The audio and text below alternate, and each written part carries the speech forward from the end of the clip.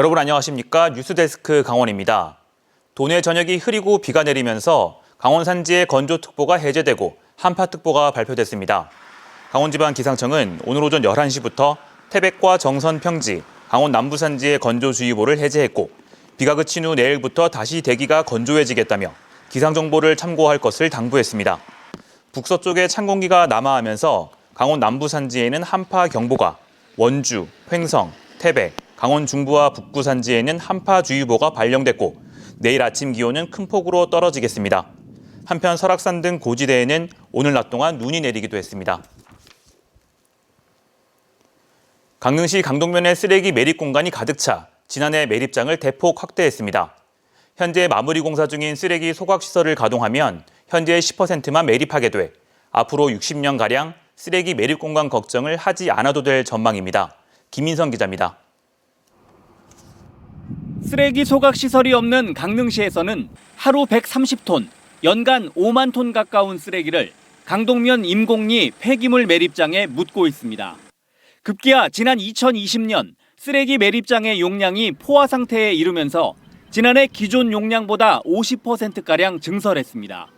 이런 상황에서 지난 2020년부터 공사를 벌여온 폐기물 소각 시설이 올해 완공될 예정입니다.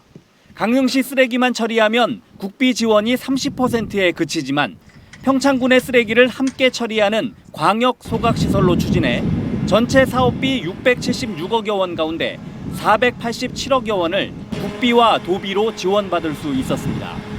하루 소각량 190톤의 생활 폐기물을 처리할 수 있는 소각시설로서 올해 7월부터 본격적인 가동을 준비하고 있습니다.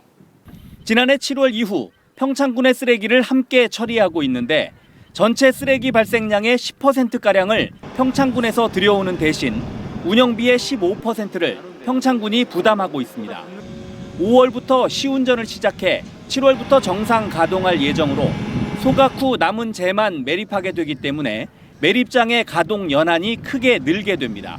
그동안 매립에 의존했는데 앞으로 이제 소각장이 준공되며 매립량이 90% 이상 줄어들고 그래서 저희들이 향후 매립장을 한 60년 이상 사용할 것으로 예상됩니다.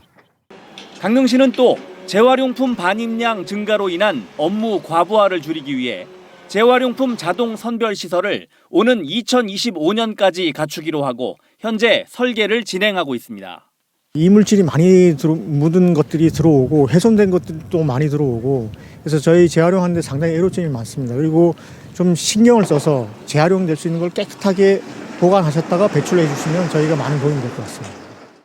쓰레기 매립장 포화로 고민하던 강릉시가 올해부터 쓰레기 관련 대책에 일대 변화를 맞을지 기대됩니다.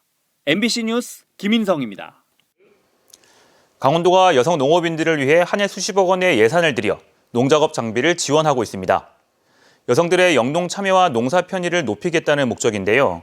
하지만 농민에게 선택권을 주지 않고 특정 장비를 정해 공급하면서 사업 취지 훼손은 물론 특혜 의혹까지 불러일으키고 있습니다.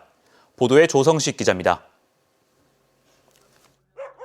영농철을 앞두고 있는 평창의 한 농가. 농약을 자동으로 살포할 수 있는 이동식 분무기가 애물단지 취급을 받고 있습니다. 지형적 특성상 대부분의 밭이 비탈진 곳에 위치하고 있는데 무게가 60kg이 넘는 장비를 끌고 가기가 만만치 않아 사실상 사용을 포기한 겁니다. 언덕이나 위로 올라갈 때 그런 데는 여자도 이용을 못해요. 차라리 분무기, 저 자동 분무기 같은 거 저 가서 뿌리고 오는 게 낫지 이거 끌고 가고 하면 더 힘들어. 그런데 해당 농기계는 바로 여성 농업인들을 위해 보급된 겁니다. 여성의 농업 참여를 높이기 위해 구입비의 80%를 강원도와 시군이 부담했습니다. 여성 농업인들의 농사 편의를 위해 지원된 농기계인데요. 성인 남성인 제가 이용하려고 해도 쉽지 않습니다. 저기 가뜩들은 무거워가지고 뒤에서 우리가 그전에 뒤에서 밀고 앞에서 당기고 이래 가지고 끌고 나서 그랬어. 약체적이. 문제는 여성 농민들에게 장비 선택권이 전혀 없었다는 겁니다. 강원도는 올해도 38억 원의 예산을 들여 7,000대의 농작업 장비를 지원할 예정인데 지난해와 마찬가지로 이동식 분무기는 바퀴가 있고 충전식으로 된 제품으로 한정했습니다. 저마다 농작업 여건에 맞게 장비를 선택할 권리를 애시당초 박탈한 겁니다. 구입에 앞서 시연회도 개최하지만 제품에 대한 제한이 있어 다양한 업체가 참여할 수도 없는 실정입니다. 그 제품만 시연회를 하라 그러면 한 2개 업체 정도로 축소가 돼버려요. 이건 선택권이 없어요. 그렇게 명시해 놓으니까. 소비자도 그 물건 가져가는 수밖에 없다고요. 이 같은 민원이 일자 강원도는 내년부터 농가들의 장비 선택의 폭을 보다 넓히겠다는 뜻을 밝혔습니다. 올해 얘기가 많이 나와서 농업인 단체에서도 건의한 사항도 있고 해서 내년부터는 이제 선택의 폭을 조금 넓히려고 그렇게 계획하고 있습니다. 여성 농업인들을 위한 농작업 편의 장비 지원은 지난 2018년 시작돼 지난해까지 100억 원의 예산이 투입됐습니다. 다양한 영농 환경을 고려하지 않고 특정 장비만 고집한 강원도의 정책이 오히려 사업의 효용성은 낮추고 특혜 의혹만 키우고 있다는 비판이 일고 있습니다. MBC 뉴스 조성식입니다.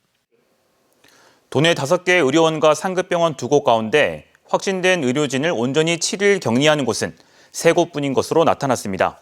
국회 최연수 국민의힘 의원실에 따르면 코로나19 환자가 크게 줄었는데도 원주와 영월, 강릉, 삼척 의료원 등 4곳이 여전히 의료진 5일 격리를 시행 중입니다.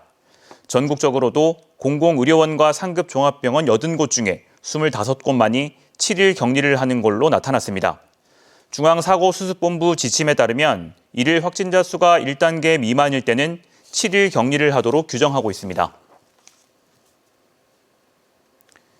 도내 각 보건소 등에 배치된 공중보건의사 가운데 40%가량이 이달 말과 다음 달 초 복무 기간이 끝납니다.